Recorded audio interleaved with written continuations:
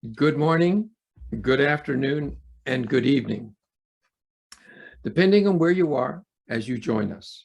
My name is Timothy Cheek, and as the director of the Center for Chinese Research at the Institute of Asian Research in the School of Public Policy and Global Affairs at the University of British Columbia in Vancouver, I am pleased to welcome you to this third session of our 2021-22 CCR Symposium, Seeing Like an Empire, Chinese Political Thought and Practice in Changing Times.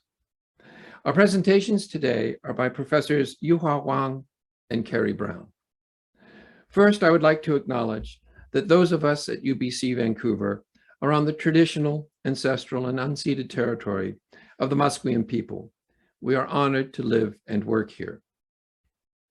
This symposium covers a wide range of periods and topics, from the Imperial period to Xi Jinping. We look at Chinese political thought through the lens of new sinology by taking thought and experience from the last two millennia seriously in its own right and putting it into conversation with 20th century political thought and practice in China and their further developments today. For those who wonder what the contemporary or policy relevance of traditional Chinese history might be, I refer you to the historical resolution of the 6th plenum of the Central Committee of the Chinese Communist Party, which was passed in November 2021, and to the pronouncements of Xi Jinping. Regardless of what we may think of official versions of political history, perhaps one point of agreement with the General Secretary is on the importance today of studying history. Our guest speaker for our symposium today is Dr. Yuhua Wang. Dr. Wang is the Frederick S. Danziger Associate Professor of Government at Harvard University. He is the author of Tying the Autocrat's Hand, the Rise of the Rule of Law in China on Cambridge University Press in 2015, and The Rise and Fall of Imperial China, the Social Origins of State Development on Princeton University Press, coming out this year. Professor Wang received his BA from Peking University and Ph.D. from the University of Michigan. He has engaged the historical legacies of Chinese statecraft in comparative perspective. Professor Wang's talk is titled, indeed, The Rise and Fall of Imperial China, the Social Origins of State Development. He notes that China was once the world's leading superpower for almost 2 millennia, falling behind only in the last 2 centuries. And he asks, and now is rising again. He asks what factors led to Imperial China's decline. Professor Wang is the author of 2 monographs and numerous articles and chapters, such as Blood is Thicker Than Water, Elite Kinship Networks and State Building in Imperial China, a forthcoming article in the American Political Science Review, but up with their pre-release on the web. Professor Wang's talk draws from his new book, The Rise and Fall of Imperial China. And this offers a systematic look at the Chinese state from the 7th century through the 20th. Our commentator today is Dr. Kerry Brown. Dr. Brown is professor of Chinese studies and director of the Lao China Institute at King's College, London. He is an associate of the Asia Pacific program at Chatham House, London. Earlier, he was professor at the University of Sydney, Australia, and worked at Chatham House as a senior fellow and then head of the Asia program. From 1998 to 2005, he worked in the British Foreign and Commonwealth Office in China and Southeast Asia. He graduated from Cambridge University and has a Ph.D. in Chinese politics and language from Leeds University. He is the author of almost 20 books and numerous articles on modern Chinese politics. For instance, his 2021 paper, The Xi Way of Speaking, Rhetoric, Emotion, and Narrative in the Modern People's Republic of China, and his 2020 book, China, in the Polity History series, and also a forthcoming book, Xi, A Study in Power. Dr. Brown has recently been awarded the China Cultural Exchange Person of the Year, and he will be engaging Professor Wang's talk immediately following. So we have kindred spirits today. Let us begin with Professor Yuhua Wang. Yuhua, please. Thank you so much, Professor Cheek, for that overgenerous introduction. It's such a pleasure to be here, although it's too bad that I cannot be there in person, but I sort of have a Vancouver red scenery today. You can see outside my window, there's a snowstorm here in Cambridge, Massachusetts. So I sort of feel the feeling in Vancouver right now. Let me share my screen and start talking.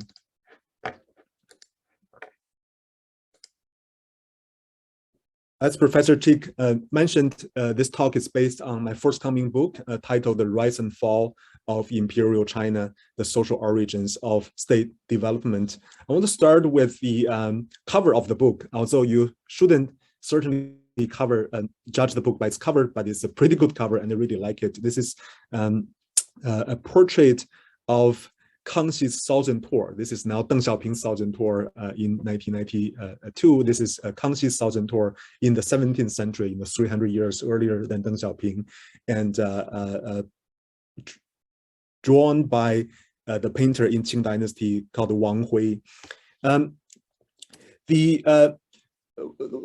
to start with two stories of emperors in Chinese history. The first emperor is the Emperor Jingzong of the Tang Dynasty, and the Tang Dynasty started in the early 7th century and ended in the early 10th century.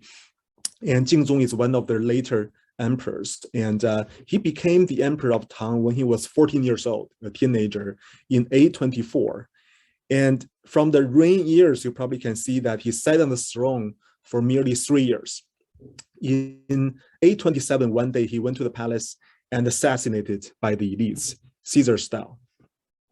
The second emperor is a famous one. This is the Qianlong emperor of the Qing dynasty. The Qing dynasty started in the mid-17th century, ended in the early 20th century, and this is, you all know, the last dynasty in Imperial China. Qianlong also became the emperor when he was very young. I think he was 24 years old in 1735, but he sat on the throne for over 60 years. In 1796, he abdicated and passed the throne to his son and lived for another 3 years and became one of the longest reigning monarchs in the whole world. If you only know the stories of these two individual emperors, you might think that Emperor Jingzong of Tang must be from a chaotic and violent dynasty, and the Qianlong Emperor must be living in a stable and prosperous dynasty. But anyone who knows about Chinese history knows that this is exactly the opposite. The Tang dynasty that Jingzong was governing was the dominant power in the world at the time. The Tang economy, based on some estimates, occupied 1/4 of the global GDP. The USA today, for example, occupies 1/16 of the global GDP. So that gives you a sense of how dominant the Tang economy was at the time. On the other end of Eurasia, Europe at the time was the developing country. This is the time when, the Roman Empire fell, and then this is the early times of the Charlemagne. Europe was poor, violent, and chaotic at the time. The Tang government also controlled a lot of resources, including the majority of land at the time. So they can use the land to allocate to both the military and also the majority of the population.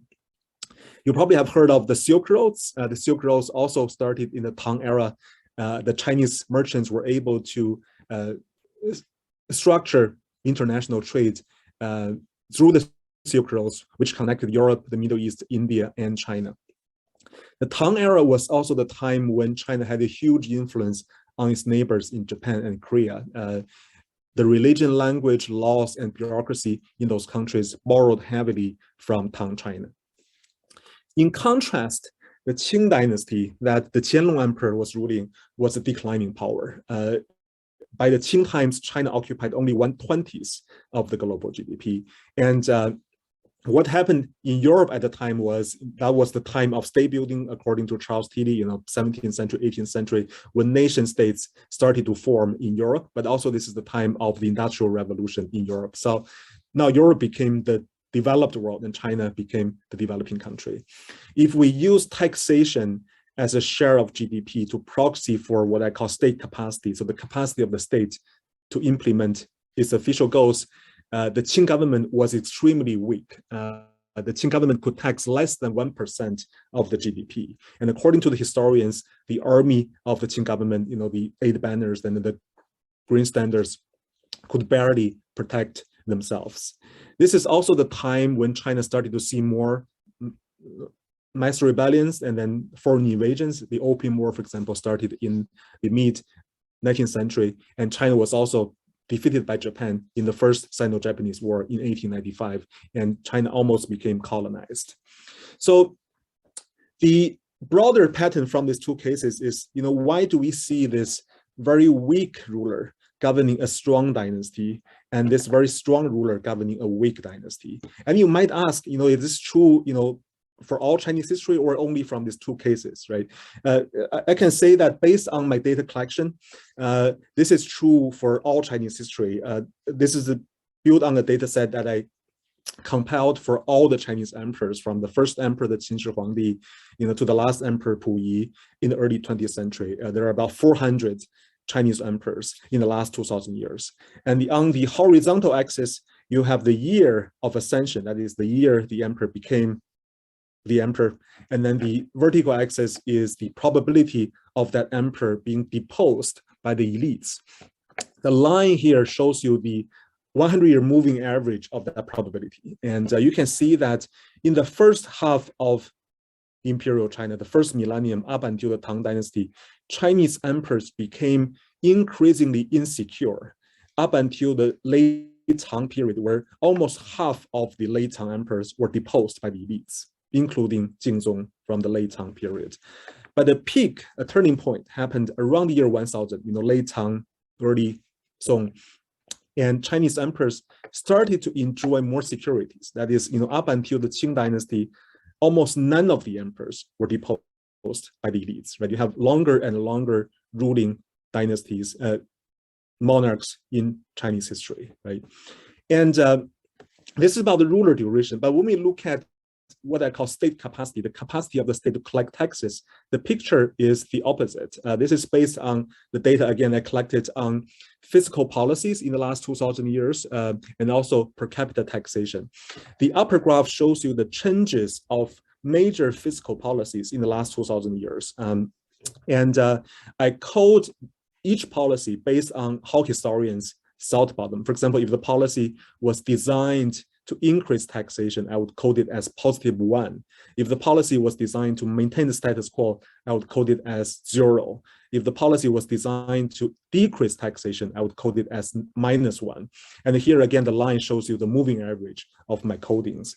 And you can see in the first millennium, before the year 1000, most policies on average were designed to increase taxation. But then again, a turning point happened around the year 1000, starting in the Song dynasty. Most policies on average were designed to either maintain the status quo or decrease taxation. This is also true when we look at per capita taxation in the lower graph. This is, shows you the changes of per capita taxation in the last 2,000 years. And this is in the unit of dan of rice. The dan of rice is a traditional Chinese unit equivalent to 4 gallons.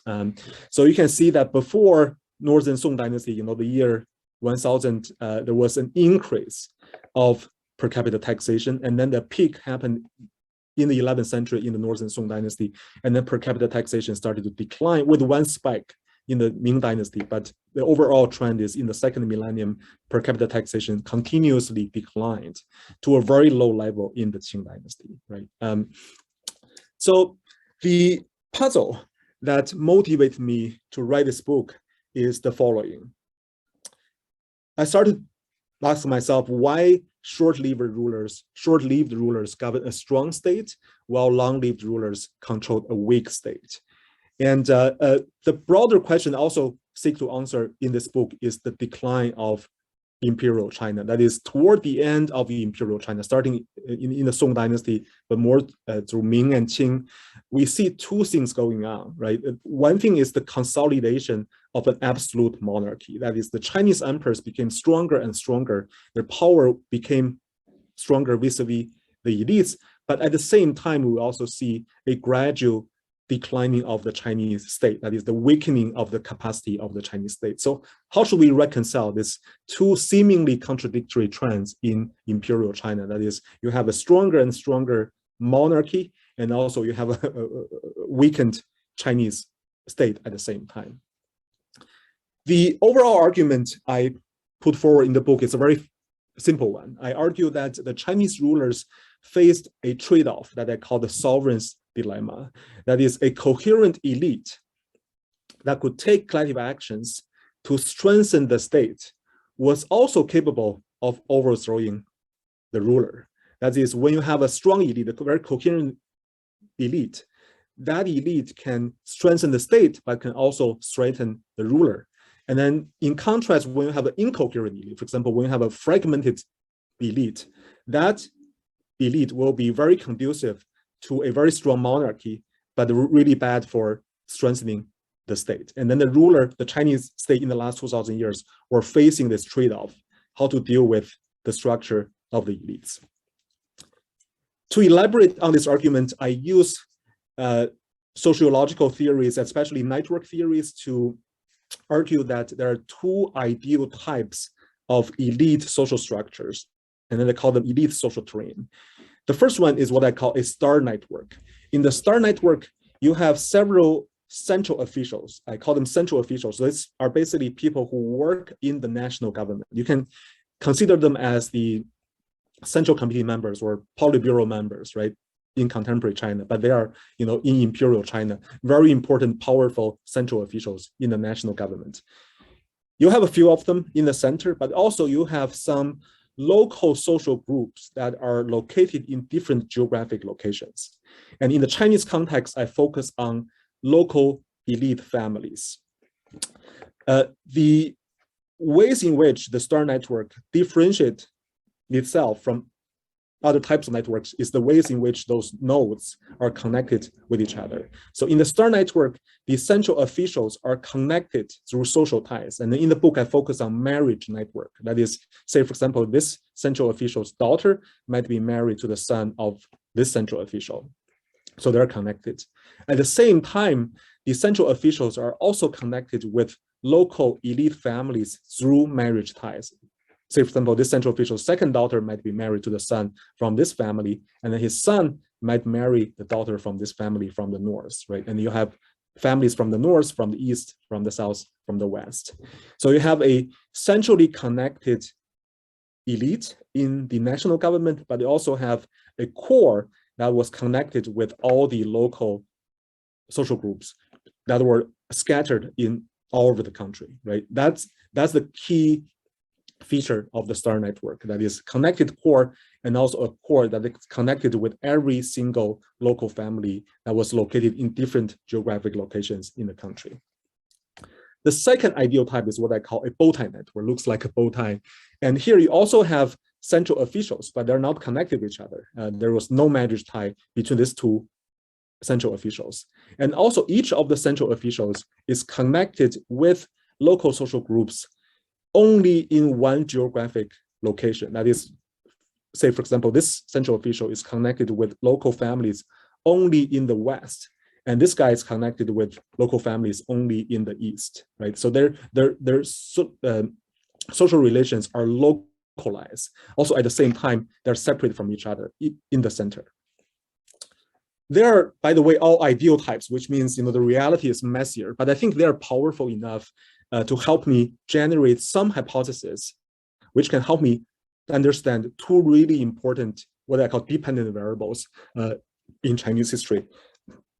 The first one is ruler duration, how long the monarch can stay in power. The second one is the capacity of the state to mobilize resources, state capacity. So for the star network, I hypothesize that has a negative effect on ruler duration, but has a positive effect on state capacity. It works in the following way. Because the central officials are connected with each other, they can trust each other, they can coordinate, they can take collective actions. Therefore, when they try to rebel against the ruler, they can do this because they can coordinate. They have a network to mobilize them to do this. They also have the capacity to do this, to rebel against the ruler, because they can mobilize their local social groups that are scattered all over the country against the central state, right? So they can mobilize their social resources against the central state when they want to. So this is really bad for ruler duration. However, the star network is great for state capacity because when you have central elites that are connected with each other, they are very coherent. They can trust each other, they can coordinate, they can take collective actions to strengthen the state. They also have a strong interest in doing so because their family interests are dispersed all over the country. You know, they have, say for example, they have some in-laws in the north, they have some in-laws in the south, their aunts and uncles are everywhere in the country. It makes sense for them to rely on the central state, which can protect all their family interests that are scattered all over the country, right? It doesn't make sense for them, for example, to rely on their local families to protect themselves because it will be very redundant to do this. Since you have families everywhere, it's just much easier, also cheaper, to rely on the central state to offer a nationwide protection, right? So they have, you know, a very strong interest in strengthening the central government. So it's great for state capacity, but bad for ruler duration. In contrast, the Bowtie network is the opposite. That is, in the Bowtie network, it's great for ruler duration, but really bad for state capacity. When it's great for rulers because the central elites are incoherent, they are fragmented, right? And then the ruler can take advantage of the factional fights among the different groups of elites to divide and conquer. So the ruler can often strengthen their own power in front of a fragmented elites in the Bowtie network. So it's great for ruler duration, but bad for state capacity because the central elites cannot trust each other. They're not connected with each other. They don't trust each other. They cannot take collective actions to strengthen the state. Also, they don't have an interest in strengthening the central state because all their family relations, their social relations are at the local level. So they prefer to keep the resources at the local level. For example, for this guy, you know, his preference would be, you know, I want to keep all my resources, my family's resources in the West so that my families can use the resources to protect themselves. I don't want to pay taxes to the central government, which can use my resources to pay for public goods, for example, in the East, right? I don't want to do that. So I want to keep all my resources at the local level to protect my own families. So their interests are much more localized in this sense. So it's bad for state capacity. So, you know, using this two very simple graphs, I can explain Chinese history in the last 2,000 years. I admit this is an oversimplified story, but I think that they do a great job, you know, with some sacrifice in the details, but I think they do a great job in explaining the broad strokes, you know, the patterns in Chinese history in the last 2,000 years. And the book is structured in a chronological way that I spent, you know, each chapter on each dynasty in China, from the Han Dynasty to the Qing Dynasty. And I argue that in the first half of Imperial China, you know, up until late Tang Dynasty, the Chinese elite should be best characterized as a star network.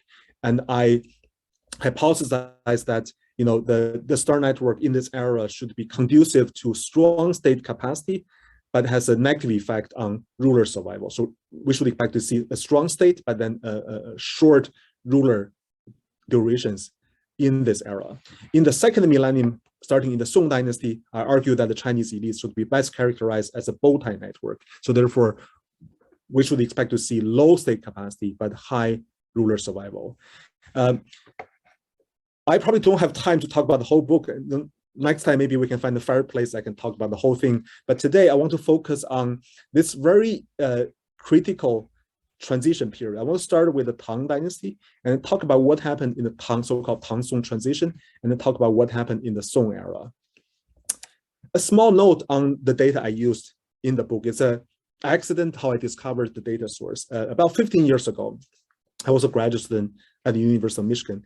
I went back to China and took a trip to the city of Xi'an in the province of Shanxi.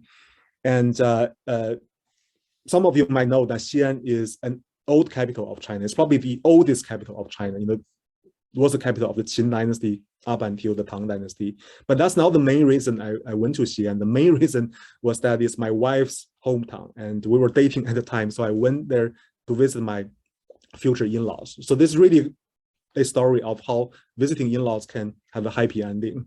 I'm kidding, I love my in-laws.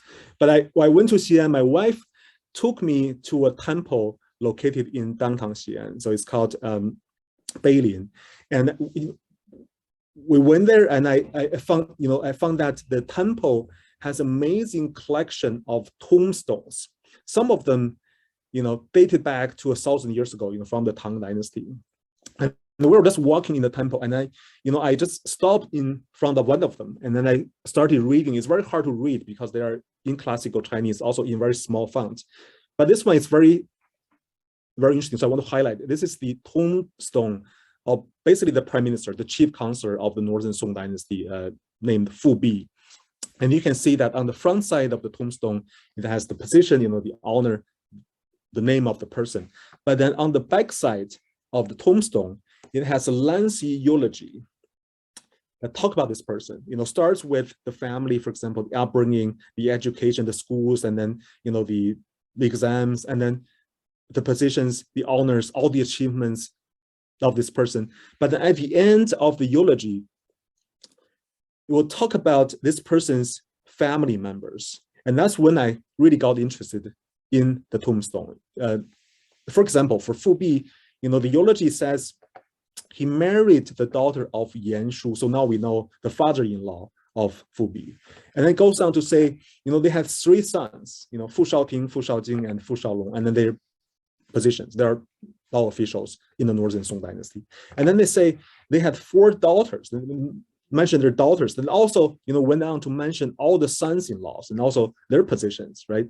And then that really got me. I felt, oh, that's really interesting, right? It's for people who study Chinese history, you probably know that a lot of people use genealogies, but genealogies is very gender biased. When you read those genealogies, so the Jiapu, they only mention the males, right? They only mention the great man in that family. They don't mention the wives, they don't mention the daughters, they don't mention the sisters. So, but the tomb epitaphs is very gender balanced in that sense that it mentioned the wife, also the daughters, and also some of them even mention the daughters-in-law. So in this sense, it has very complete information about every member in this person's immediate family, right? So that trip happened 15 years ago. I was working on my first book on China's rule of law. So this didn't occur to me to be very useful. It's very interesting, but not very useful. But about 7 years ago, when I started working on this book, it suddenly occurred to me that if I can systematically collect data from the tomb epitaphs of Chinese elites, I can systematically map the kinship networks of Chinese elites. And some of them go back to 1,000 years, but maybe hundreds of years, right? To the Tang Dynasty, to the Song Dynasty, the Ming and Qing. And then that's what I did. About 5 years ago, my research team started collecting all the tomb epitaphs we can collect, from the Quan Song Wen, which is a collection of writings from the Song Dynasty, but also the CBDB, the Chinese biographical database put together by Peter Bo here at Harvard, and also the gazetteers, the genealogies. It took us a long time, about 4 years, to compile this data set. But I was able to collect more than 4,000 officials in the Tang and Song era. So for the presentation today, it's built on this data set of 4,000 central officials. I define central officials as people who held vice ministerial level or above positions in the national government in the Tang and Song eras, right? Those were the Fubuji, we call them central committee members now, right, in contemporary China. And I'm very confident that those 4,000 people were all the important central officials in these 2 dynasties, because you all know that Imperial China was very good at documenting names of state officials, right? All the 24 histories basically are all biographies. And then, so I'm very confident those 4,000 people were the people in the government at the time. And then through the tomb epitaphs, genealogies, gazetteers, CPDD, I'm also able to collect more than 40,000 individuals in those central officials' kinship networks. So it's an amazing data set with a lot of data points, but I want to be transparent here and say that, for the kinship data, I have to admit, right, there's a selection bias. That is, you can imagine more famous people, more well-connected people were more likely to be documented, right? And then therefore to survive in the documents that I see today. Right? So therefore, for all the descriptive statistics, the graphs I show later, we should interpret them as indicative rather than representative. They're the most important people, not the whole population. And then also for all the statistical analysis I do in the book, I use various statistical techniques to control for that factor. So what my data shows, in the Tang era, it's well documented by the historians that a group of aristocratic families called menfa in Chinese, a group of 200 aristocratic families ruled China. They congregated, they all lived in the capital area, which is now Xi'an and Luoyang. And also, they formed a dense marriage network where they almost only marry other aristocratic families. They have an exclusive marriage network. And this is reflected in my data. On the left here, this is the marriage network of all the central officials in late Tang era. And each node here, each circle here is a central official. And then they are connected when they have a marriage type. For example, this person's daughter, for example, might be married to the son of this person, right? And then you can see the Tang network is very densely connected. That is almost, everyone was connected with almost everyone else, right? Indirectly or directly. I don't know what happened to these two guys. They don't hang out with other people, but most of the central officials in the Tang Dynasty were connected with each other through marriage ties. We can also see how the central officials connected local families, right? They marry other aristocratic families who have home bases in different places in China. So this is what is shown here in the kinship network of the central officials. And then those larger nodes here are the central officials. Again, they congregated in the capital areas of Chang'an and Luoyang, but through marriage ties, they connected local families that are scattered everywhere in the empire, right? Some are from the north, some in the south, west, and east. So it looks a lot like the star network that they described at the beginning of the talk. That is, you have a densely connected core in the national government, but also you have the core connecting the periphery through social ties, right? This is, very similar to the star network. So what happened to this star network? Unfortunately, in the late 9th century, China had some of its coldest years in the last 2,000 years. And then the graph here shows you the temperature anomalies, that is the deviations from the normal temperature in the last 2,000 years, based on some data I collected from scientists in the Academy of Sciences in China. You can see that there's some warmer years, there's some colder years. I also collected data on all the conflicts in the last 2,000 years based on the 24 histories. And then you can see that here, the middle graph here shows you the frequency of mass rebellions, peasant rebellions, artisans, the frequency of mass rebellions in the last 2,000 years. And you can see there are some spikes here, and you might see, just by eyeballing the data, right? There's some correlation between being cold and then the frequency of mass rebellions. That is, mass rebellions were more likely to happen during cold years. It makes sense because, during cold years, famine was more likely and peasants were more likely to rebel. I also collected data on external wars. For example, the wars between the Mongolians and then the Han Chinese. And then this graph shows you the frequency of external wars in the last 2,000 years. And then you can also see very intuitively that external wars were more likely to happen during warm years, right? That's, the opposite of mass rebellions. And that also makes sense because, during warm years, it's more attractive for nomadic tribes from the north to attack an agricultural civilization like China, because you can grab more, right? When it's warm, there's a harvest, and then there's more to grab, right? So it makes sense that for the northern nomadic civilization to attack China during warm years. what I want to focus now is here, what happened in the late 9th century. There was some really cold years, and then there was a spike of mass rebellions. Most of the mass rebellions happened under the leadership of Huang Chao, who was a salt merchant. And this is well documented by a recently published book by Nicholas Tackett, who is teaching at Berkeley in the history department. So in the year of 880, Huang Chao led the rebellion against the Tang Dynasty. And in the year of 881, the Huang Chao rebels occupied the capital cities of Chang'an and Luoyang, where all the aristocratic families were living at the time.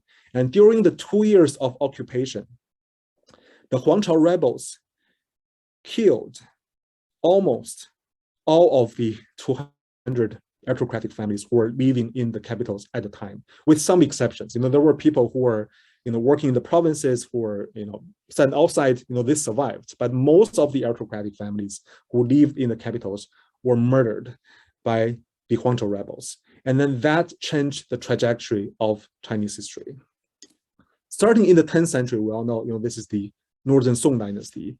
The Chinese emperors started to feel a new problem that they didn't face before. That is, starting from the late Han Dynasty to the Tang Dynasty, when the emperors wanted bureaucrats, the simple thing to do is to choose the sons and grandsons from the 200 aristocratic families. It's very easy.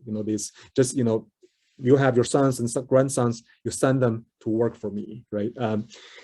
But starting in the 10th century, they can no longer do this because they were all killed by the Huang Chao rebels, right? But this also gave the Chinese emperors an opportunity to reshape the Chinese institutions, but also to reshape the Chinese elites, right? Before they can rely on the aristocratic families, but also those aristocratic families were very coherent, that posed a threat to the Chinese ruler. That's what we see, for example, what happened to Jingzong of Tang Dynasty, when he was assassinated by the elites. But after the Tang Dynasty, starting in the Song, the power vacuum gave an opportunity for the Chinese emperors to reshape the Chinese elites through an institutional reform. And that is the start of the civil service examination system, the Keju system, right? So the Keju system started in the Sui Dynasty, we all know this. But the Sui and Tang emperors did not systematically rely on Keju to select bureaucrats, right? Most of the bureaucrats were from the aristocratic families. Maybe some of them, were going through the Keju, but most important thing is they need to be from those families. But starting in the 10th century, you have to take the civil service examination system to become a top-ranked bureaucrat. There are some lower ranked, you can buy them, but for the top-ranked bureaucratic positions, you have to take the Keju.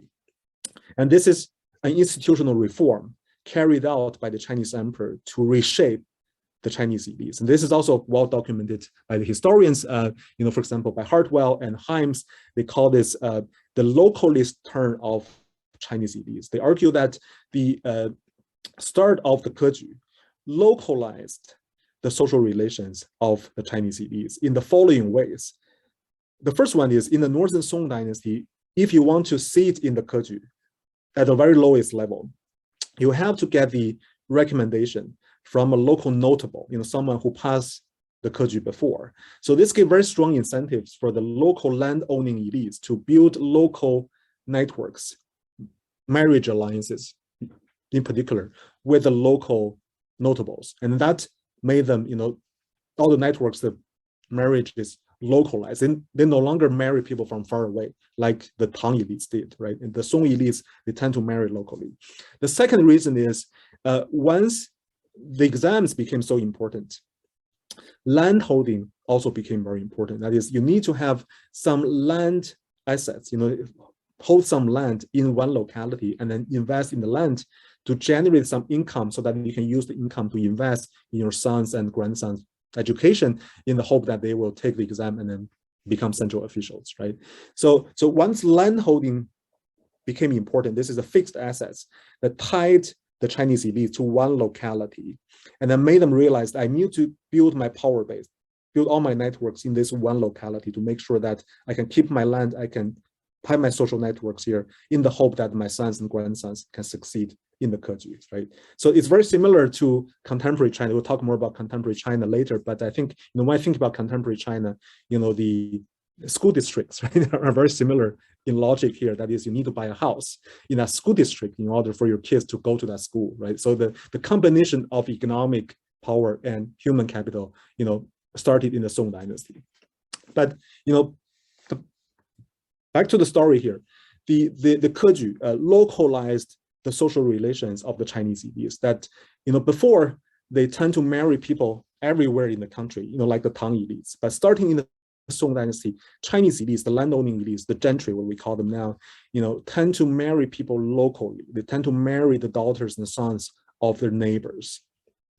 And this is reflected in my data as well. So here, I use data from the Song Dynasty to show, first of all, the marriage network of the central officials in early Song era, in the Northern Song Dynasty. Here again, each circle is a central official, and then they're connected when they have marriage ties to each other. And you can see that this is very different. This one looks very different from the Tang network. That is, here you start to see a lot of people who are not connected with other people, right? They have their own clique, factions maybe, or marriage coalitions, but they are not connected with other people. It's much more fragmented compared with the Tang network. Also, you can see how the central elites are connected with local families. And you can see here, those larger nodes are the central officials. Well, first of all, they are more scattered, right? They're no longer congregated in the capital. Here is Bianliang, Kaifeng now. They no longer congregate there. They're very scattered. And also, you probably cannot see in this graph, I will show you later, they tend to marry locally. That is, their marriage ties are very localized. And they're just, comparing the Tang network with all the Song networks. So here, this is the Tang network that we saw before. And here are the 4 networks that represent the marriage network of different Song eras. I chose 4 different emperors, and then show the data here, from Northern Song to Southern Song. You can see they're very similar in the Song times, but they're all very different from the Tang network. That is, in the Tang network, using this metric called network density, which measures how densely connected the people are in this network. You can see the Tang network is, has a much higher density than any of the Song networks, right? The Song networks are much more fragmented. Also, at the same time, I won't go into details here. I'll use an index to measure how localized their kinship networks are. That is, in a sense of, do you marry your neighbors, or do you marry people from far away? If you're in Beijing, do you marry people from Guangdong, right? Or you focus on, your neighbors in Beijing, right? And then this index measures how localized your kinship network is. And then there's just 2 examples from the Song era. I have this one chapter, but also the paper that Professor Chick mentioned, that looks at the Winery Reform in the Northern Song Dynasty. So these 2 examples are from the Winery Reform. The graph on the left is the kinship network of Wang Anshi, who was the leader of the reform. You can see his hometown is here in Jiangxi, but his family or kin were scattered everywhere in the country, from the north, from the west, from the east. This is the kinship network of Lü Gongzhu, who was one of the opposition leaders of the Wang Anshi reform. He opposed the Wang Anshi reform. You can see his kinship network is much more localized. That is, he is from here, but his kins are mostly from nearby provinces. Right? This is a much more localized kinship network. And then you can see that why they oppose and supported the reform. That is, for Wang Anshi, it makes sense, for him to support a reform that strengthens the central government because his family interests are scattered everywhere, right? But for Lü Gongzhu, he preferred to keep the resources at the local level. He doesn't want to pay taxes because, once he pays tax or his family pay taxes, the central government might use it to support the south, which doesn't really make, benefit his own families, right? And that's why he opposed the reform. And then using that index, I can also trace the changes of how localized Chinese elites social relations were from the Tang to the Song, right? This graph shows you the average of that index, measuring how localized their kinship networks were by cohort of central officials. By the year they became central officials on the horizontal axis, and then the average kinship network localization with higher values means more localized. And you can see the Tang people were not very localized, which means they marry people cross-regionally, right? But the localization score jumped dramatically, doubled it, the Tang scores in the Song era, right? And then the elite starting in the Song era start to have a much more localized kinship network. And then that trend is upward, which means they became more and more localized toward the end of the Song. So what I've been talking about are the two things, right? Are two trends that we see in the data. One is in the center, among the national level politicians, right? We see a fragmentation of their social networks. That is, they became more and more fragmented. They're no longer connected with each other, right?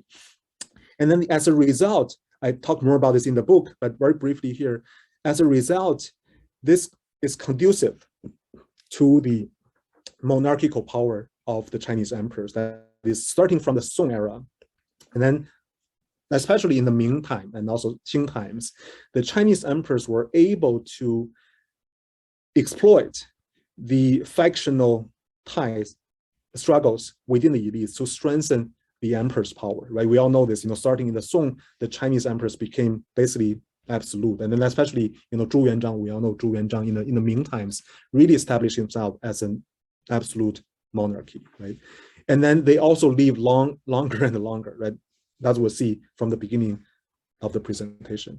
Another trend is the Chinese elites' social relations became localized. That is, they became more and more attentive to local interests rather than central interests, right?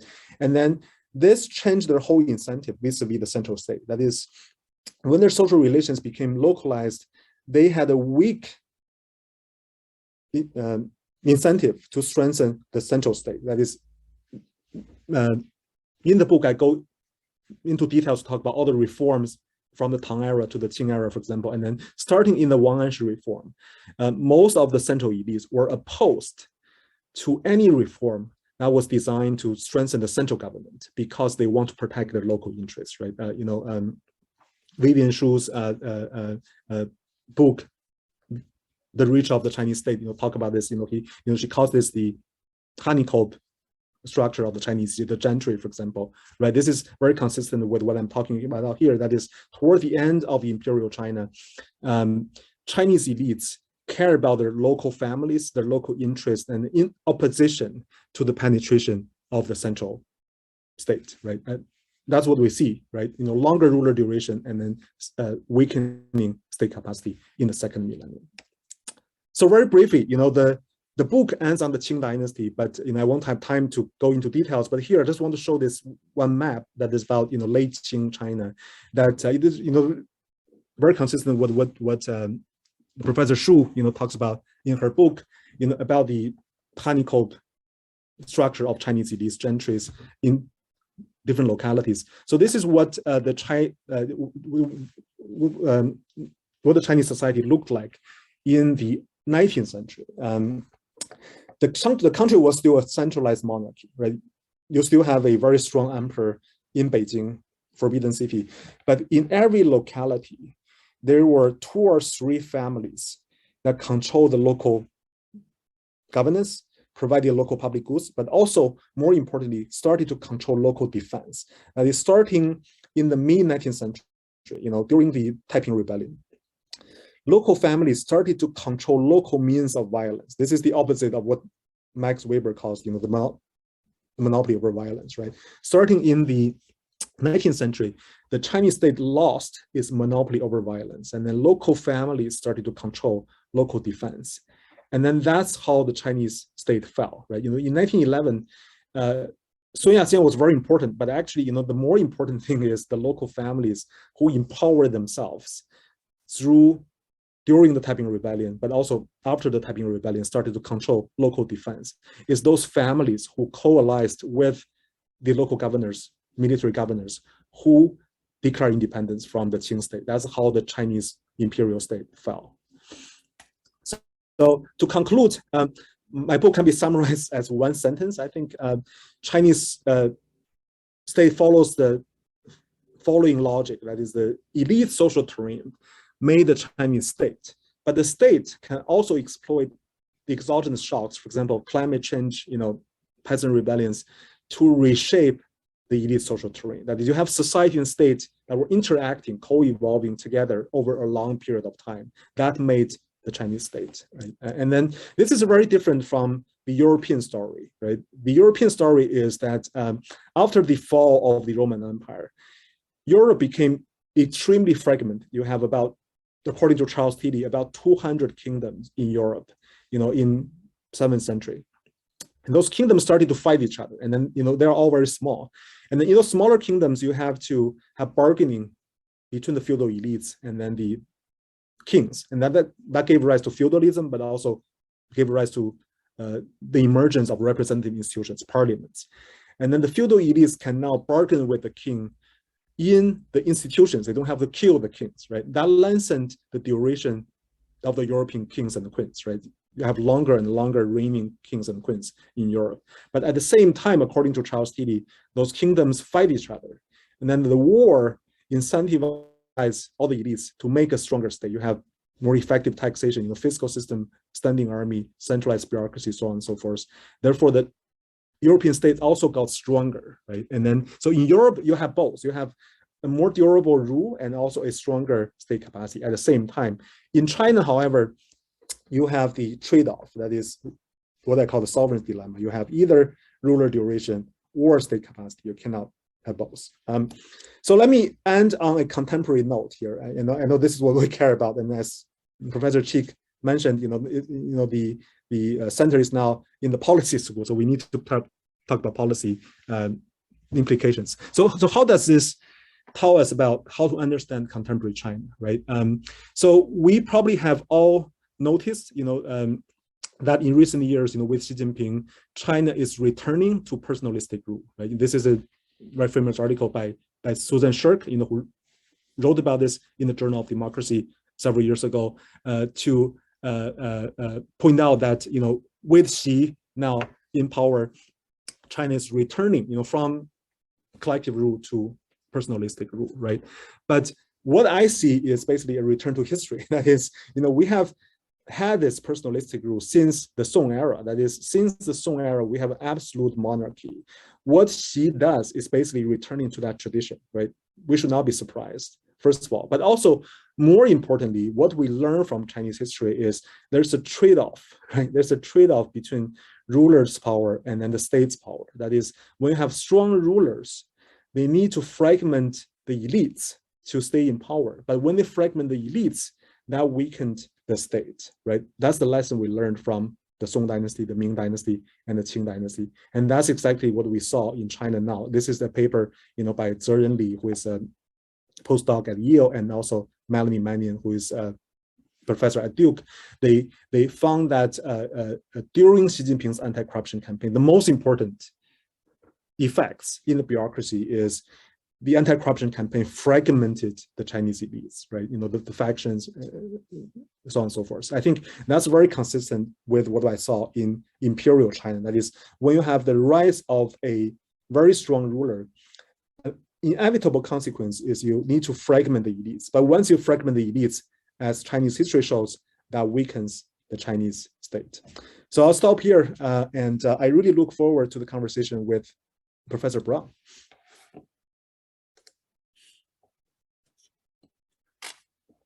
You are muted. Thank you. See, there's always a bug in the system. Thank you very much, Yuhua.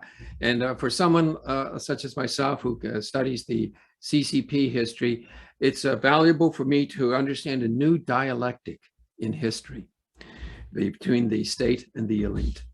And I know that our colleague, Dr. Kerry Brown, will take us forward. For those who joined us a little late, Dr. Brown joins us from King's College in London, where he is professor of Chinese studies and director of the Lao China Institute. Kerry, carry it on.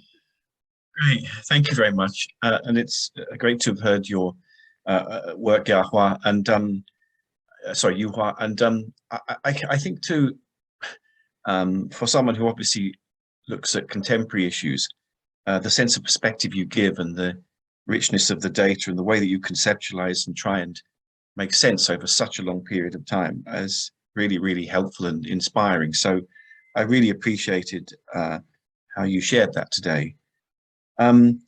Actually, as you were speaking, I do completely separate from, my kind of academic work, a lot of work on, kind of British history from particularly the 6th and 7th century, which is called now the sort of early medieval period.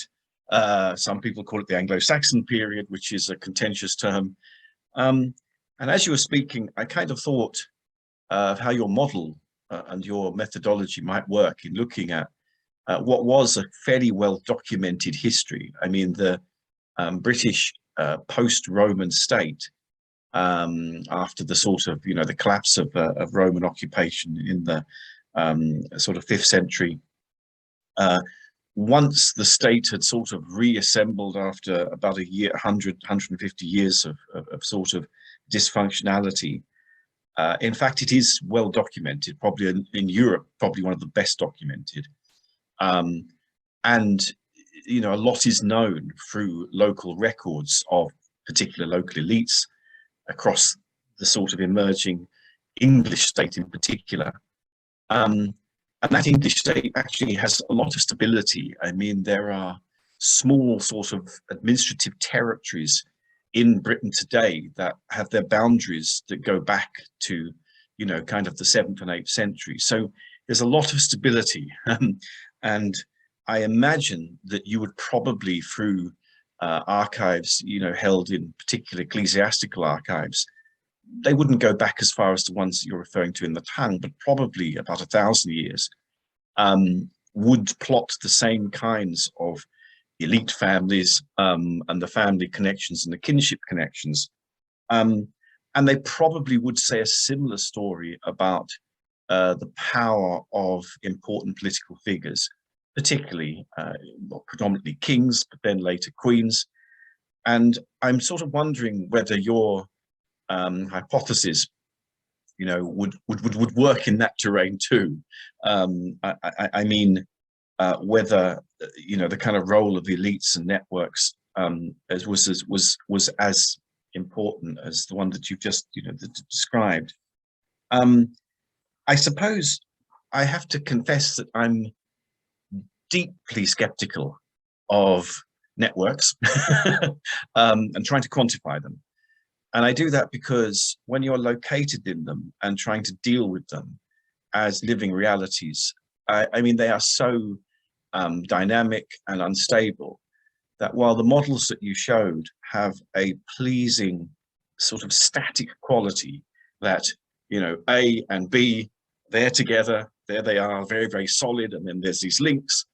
I suppose they don't capture the fact that A and B can sometimes get on with each other, sometimes not get on with each other, sometimes like each other, sometimes not like each other, sometimes be linked to each other because they don't have any choice, but do everything they can to irritate each other.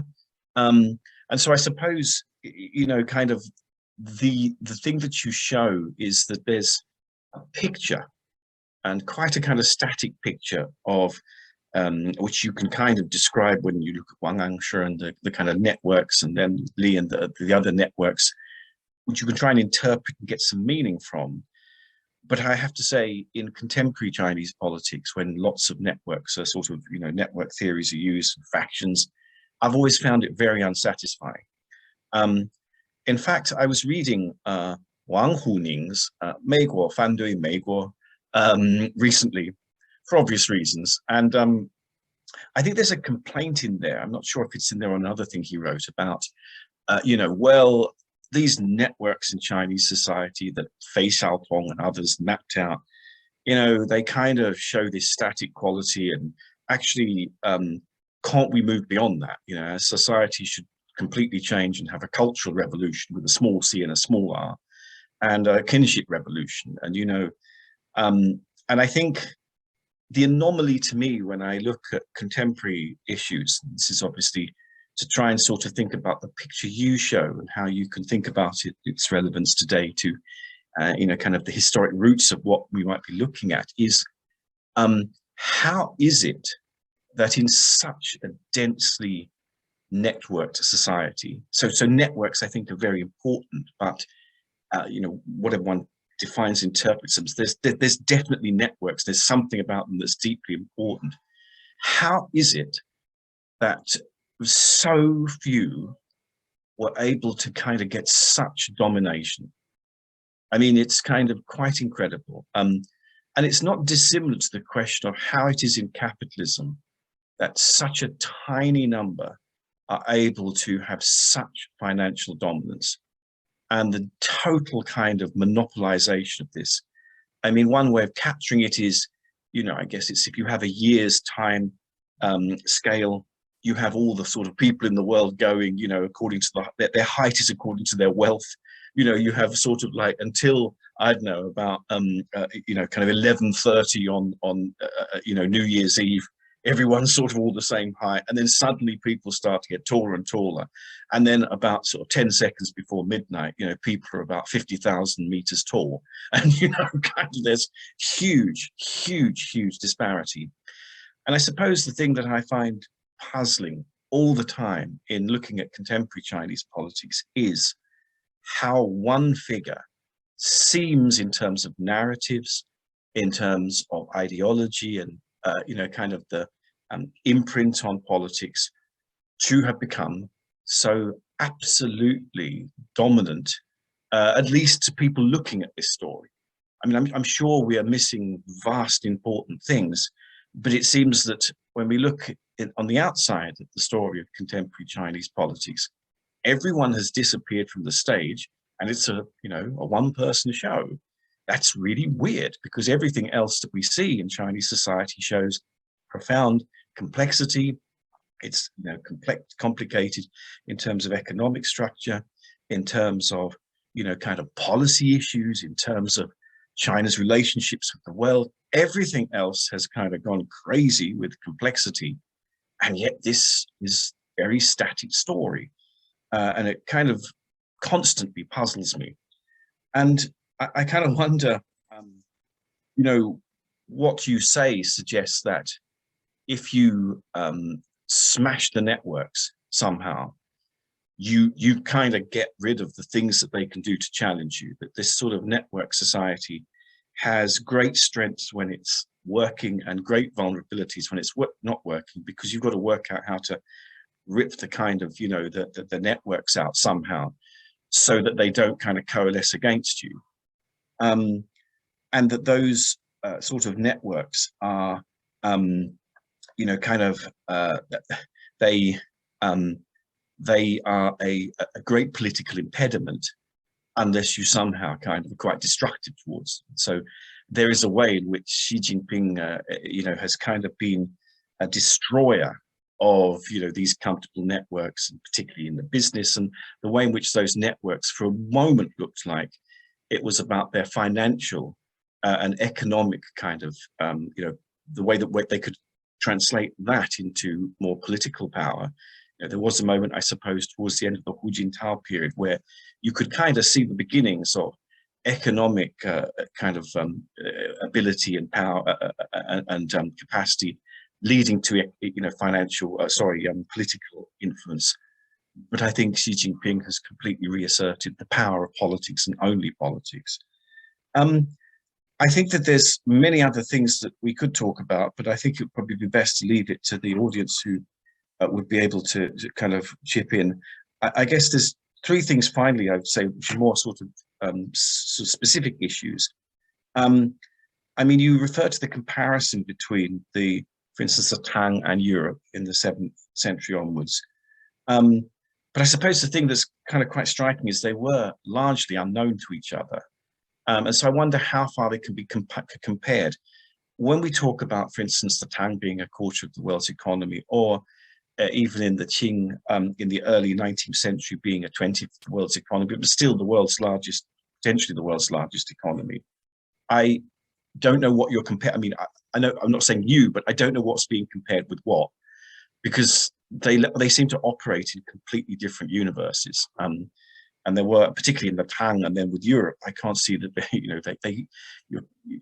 what's the commonality? They lived in completely different universes in a way. There were trade links between them.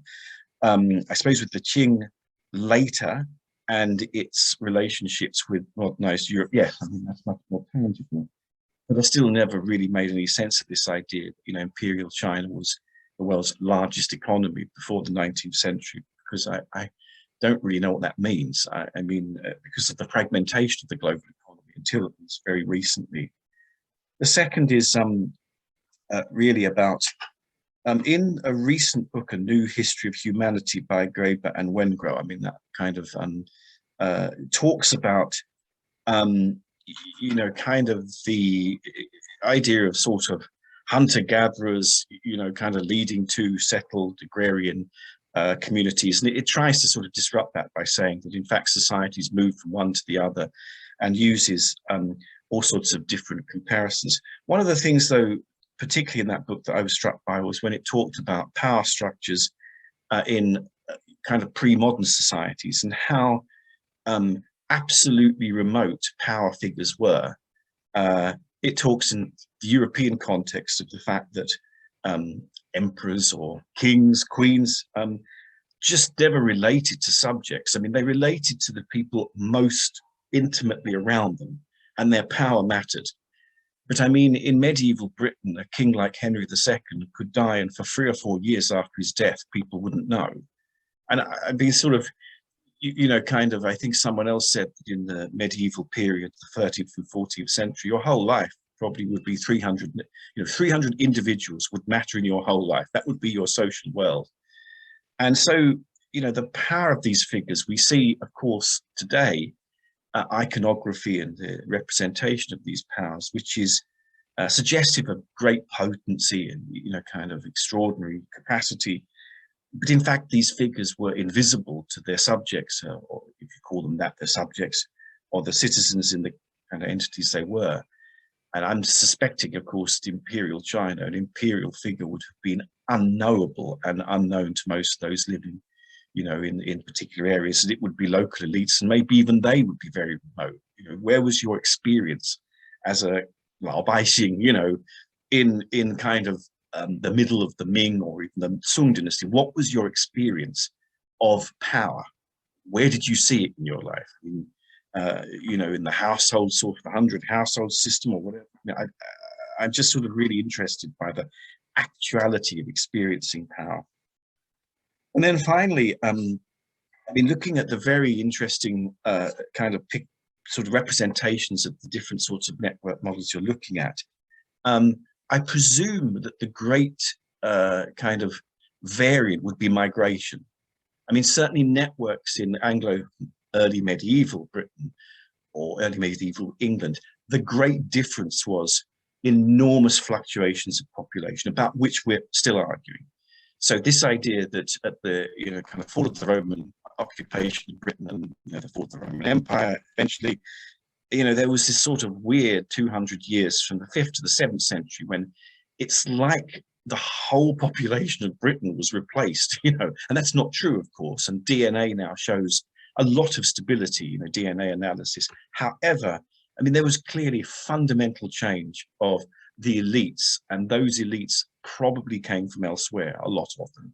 So migration clearly introduced people with no networks, through marriage or through occupation. I mean, however you kind of see it. And I can imagine between, for instance, the Sung and during the Sung dynasty, there must have been these disruptive moments when new blood was brought in, as it were. And I don't know if any of your data, I mean, I'd be interested to know if you see these radical kind of changes, or is it very, very, kind of, it's not that striking. And then I suppose, finally, I mean, it's a very contemporary thing, is that at some point, models that you're using have to grapple with the big change in kinship now, which is digital kinship. The fact that you kind of have this sort of a disembodied kinship now. You can kind of be linked to people in the digital world. And I imagine there's some way in which the power structures today are explained by that, that's the sort of thing that really gives this power structure that we see in the semi-imperial figure of Xi Jinping in particular, this capacity. You know, he is an autocrat of the digital age. You know, he's a digital autocrat. And I don't think Mao Zedong could have been like this, even though the potency of his power obviously was much, you know, kind of was very, very kind of striking. But having that capacity obviously has given Xi Jinping a completely different way of dealing with networks and creating networks from nothing.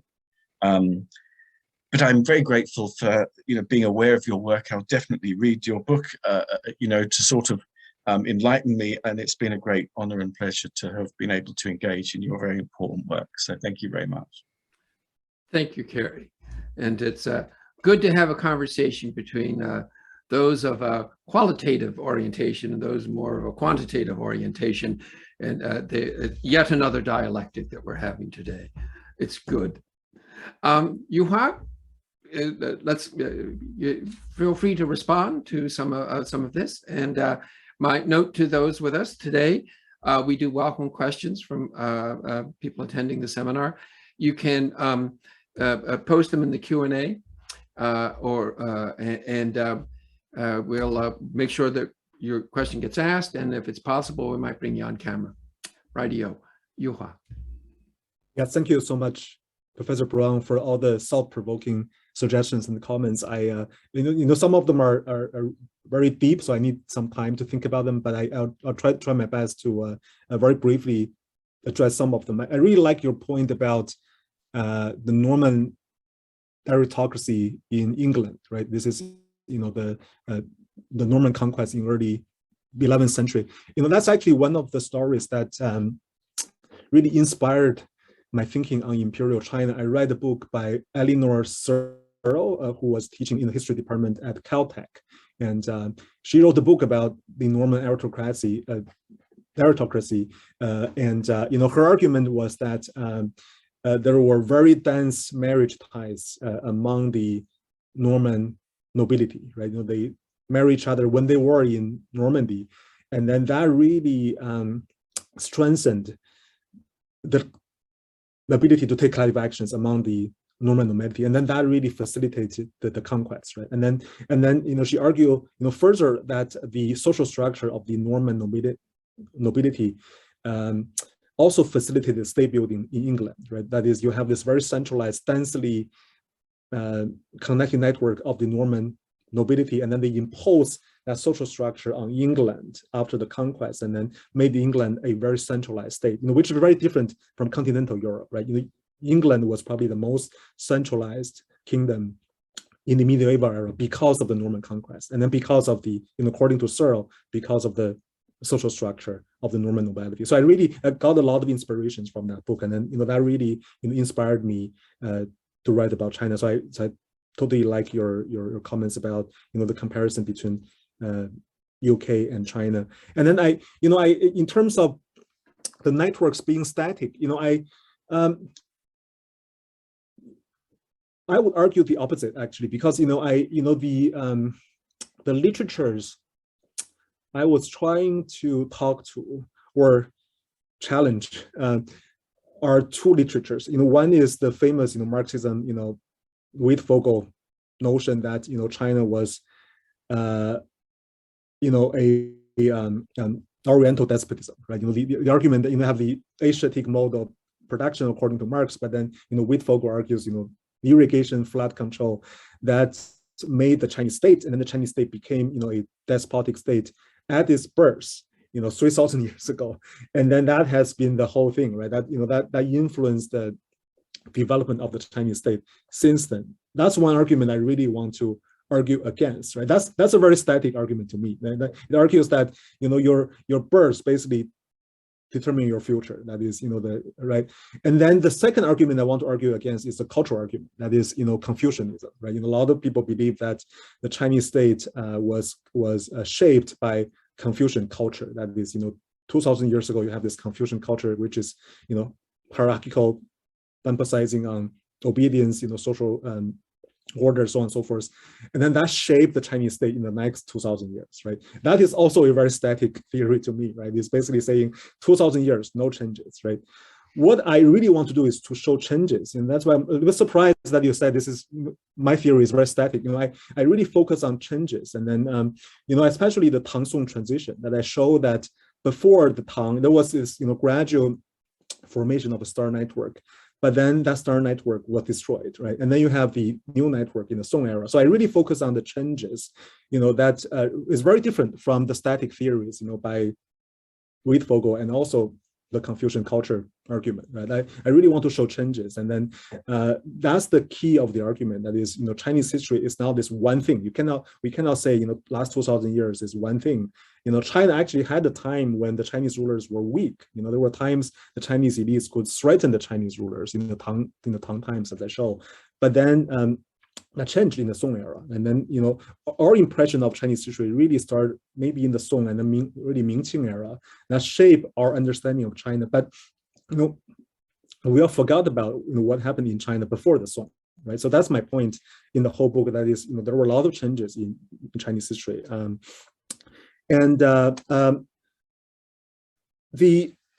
One reason I do, I mentioned Europe in the presentation, but I also talk about this in the book, is really to try to engage with the great divergence debate, right?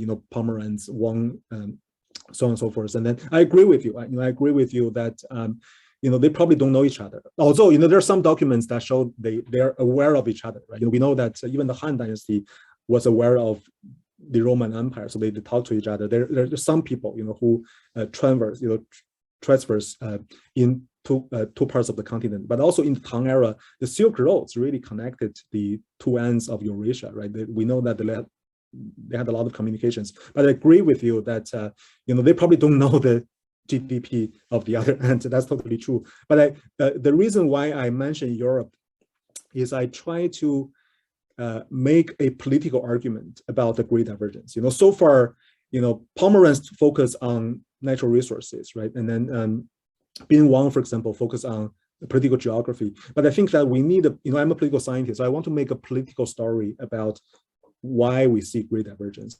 I think it's very important to bring Europe into the conversation. That is, we see this, the consolidation of an absolute monarchy, but also the weakening of the Chinese state, right, in the second half of Imperial China, and that's very different from what happened in Europe. So I think that comparison is important, although they probably don't know each other, but we know, as contemporary scholars, we know what happened. I think it's very important to put them together to enhance our understanding of what happened in these two ends of Eurasia.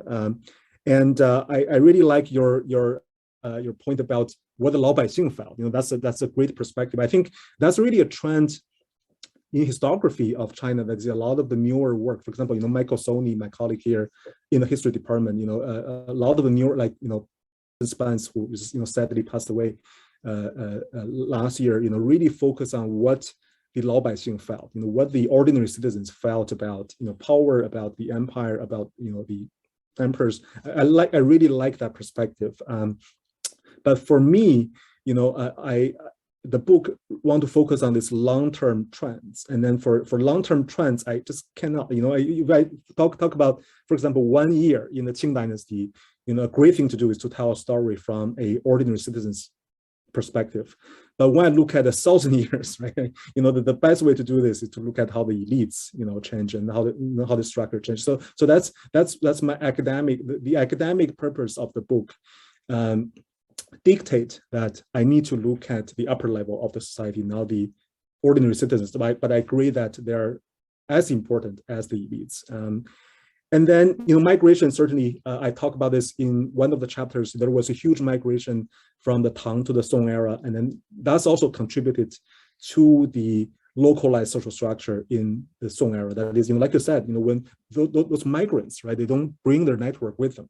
They migrate from the north because of the war in the north, but also there was new opportunities in the south, right? We know that along the Yangtze River there were rice cultivation, right, and then that really provided new economic opportunities for people to move to the south. And then when they moved to the south, they went there by themselves. The family, the clan move there, then they build their networks there, right? And then you can see that it's very important why starting in the Song era, we see those localized networks is because, those new families came and then they built networks with the local neighbors, right? And that's an important part of the story. Yeah, last point maybe on Xi, this is, the really important thing that is on our mind right now, how to explain Xi. I agree with you, on the digital kinship, all of that. But I want to point out, Xi is a princeling, right? This is, we cannot forget, he's the son. He's part of the founders Kinship Network. This is why I really want to talk about Kinship Network in Imperial China. I want to write my next book on contemporary Kinship Network of the Chinese party elites, and I think that's critical because all the things about Xi, we can explain Xi from all different perspectives, and then scholars have done that very successfully, but we cannot forget, probably one of the most important reasons he has so much power is he is a member of the founding fathers Kinship Network, right? He's the son of a founding father, and then he's embedded in this, what I would call a star network. It's a very centralized network created by the Chinese Communist Party in 1930s, 1940s. All those families were connected with each other. And then one of the things that I maybe use to end this conversation, but I look forward to the questions from the audience is, I want to quote Chen Yun, one of the supreme leaders in the 1980s. In the conversation you had with Deng Xiaoping right after 1989, Tiananmen, Chen Yun said to Deng Xiaoping, he said, we should pass our throne to our children, right? He said this is documented publicly. You can search this. He said, that the future leaders of China should be from one of our children. I think that's the key. We need to understand Kinship Network, even to understand contemporary China. So I'll stop here, but thank you so much, Professor Brown. Thank you, Yuhua. We've got a question in the wings, but Kerry, I didn't know if you had any short response to the engagement. Very quickly, well, two things. One is, so the new communist sort of red network, as you call it, the red families, it's sort of an historic disruption, isn't it? That they kind of appeared in in the years to 1949, and then of course have been dominant since. So a real sort of introduction of a kind of big network. But Xi is after all only the son of one of many kind of elite leaders, and so it is interesting. I think you're right, it's a factor, but I don't know what kind of factor it is, because Xilai and others of course had excellent credentials and they didn't obviously kind of get on top of the slippery pole. And then the other thing about the networks, I suppose, so I think you've given a great explanation. I can see it isn't static.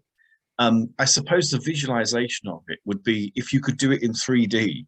I think if you did it in 3D, it would capture some of this intensity, because I can see it, laterally, okay, yeah, there's something going on.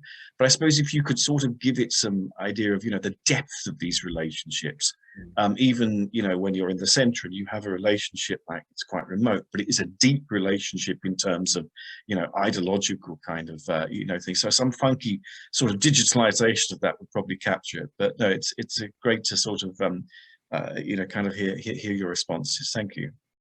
Thank you. We'll wait for the holographic publication of his work that will take us into 3 or 4D. We've got a question now from our colleague here at UBC, Professor Yin Shoufu, and who is also a participant in the conversation in our previous session of the symposium. Shoufu, let's see if we can get you online here. Hi, can you hear me? Or the video is not working somehow, but you can hear my voice, right? Bizarrely. Thank you so much, Yuhua, for such a very rich, very inspiring talk. My video is not working, which makes my talking very bizarre, but it's great that my voice is heard. So I have basically 2 questions. One is more technical, one is more open-ended-ish. The technical part, I really like the kind of 2 ideal type networks. One is more Tang-ish, the other is more Song-ish, right? And you utilize distance to quantitatively measure that. I was wondering, there are certain cases you mentioned in replying to Kerry's question, that in certain cases, distance is not a good measure. For instance, if we have as you said, the founding fathers network, or imagine a dystopia, right? All the rulers live in one city and they marry each other, and the distance of their marriage is very short.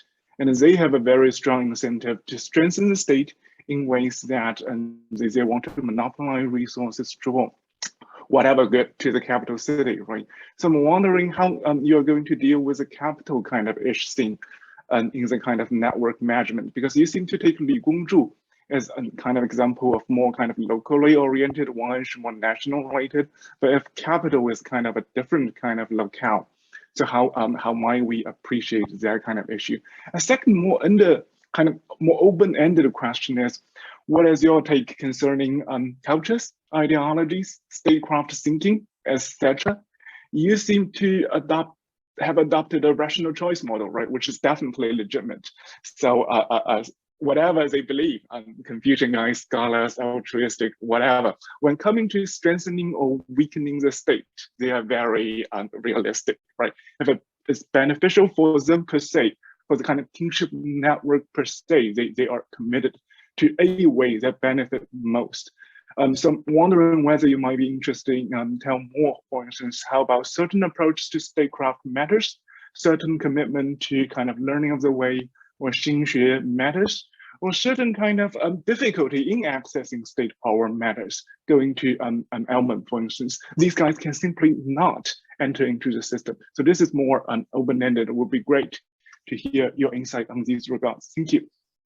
Thank you very much, Shofu. Yuhua.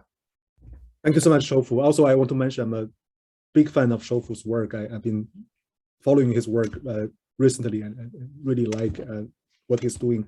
The question, so I totally agree with you. I think distance is probably not the best measure, right? But it's probably the best available measure, right? It's something that I can collect very systematically and over time, for thousands of people, right? But then the problem is, as you correctly point out, is how to deal with the capital elites. That is, they live in the capital, they marry their neighbors, but they all live in the capital, and then they are considered central elites, like Tackett shows, for example, for the Tang aristocratic families, and then they have a short distance, but then they all have very strong interest attached to the central government because they all live in the capital. I totally agree with you. I think in the book, I do more to deal with this concern. For example, this is very technical. So in the regressions, for example, I control for what I call prefactual fixed effects. That is, when I compare people,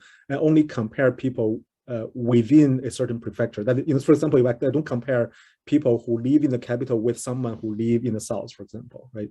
So the graphs that I show for Wang Anshi and Li Gongzhu, those are for descriptive purposes. But when I run those statistical analysis, I control for the fixed effect so that I can basically intuitively, it means that I compare people who live in the same prefecture. Therefore, whether their kinship network still have any influence on the preferences toward the state. So that might be, the technical answer to your question. But I know your question is deeper than that.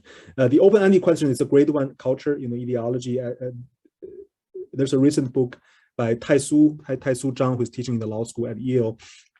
He argues that the decline of the fiscal state, taxation, low taxation in the Qing state, can be attributed to the ideologies of the Qing elites. That is, the Qing elites, have this cultural belief that high taxation will lead to protest, which can overthrow the dynasty. So they lower the taxation. I really like that argument.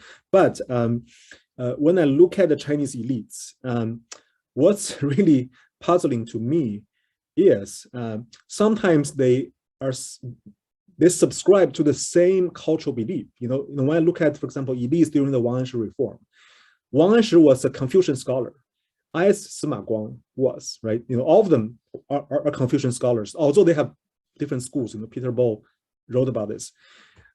Even within the same school, they have vastly different opinions about how to proceed in the Wang Anshi reform. So the factions during the Wang Anshi reform are not along cultural lines, are not along ideological lines. And actually, in the regressions, I control for this. I control for which Confucian school they subscribe to, and then that doesn't matter. So the culture which means culture doesn't really explain the variations I'm looking at, right? And then you can argue that culture changes in China, right? But the most important change to me, in my period, is the rise of New Confucianism, in the Southern Song era, right? Xinrujia.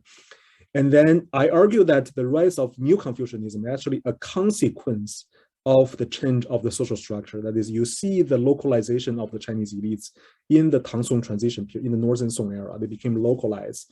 They became detached from the central state.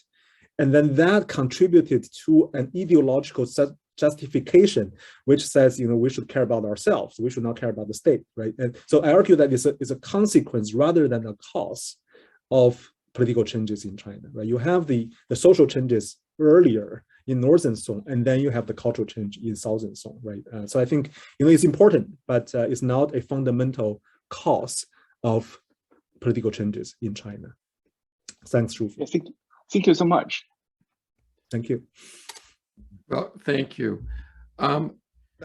We are coming near the end of our time, but I do want to slip in one more question that tries to build on what both Kerry and Shofu have raised.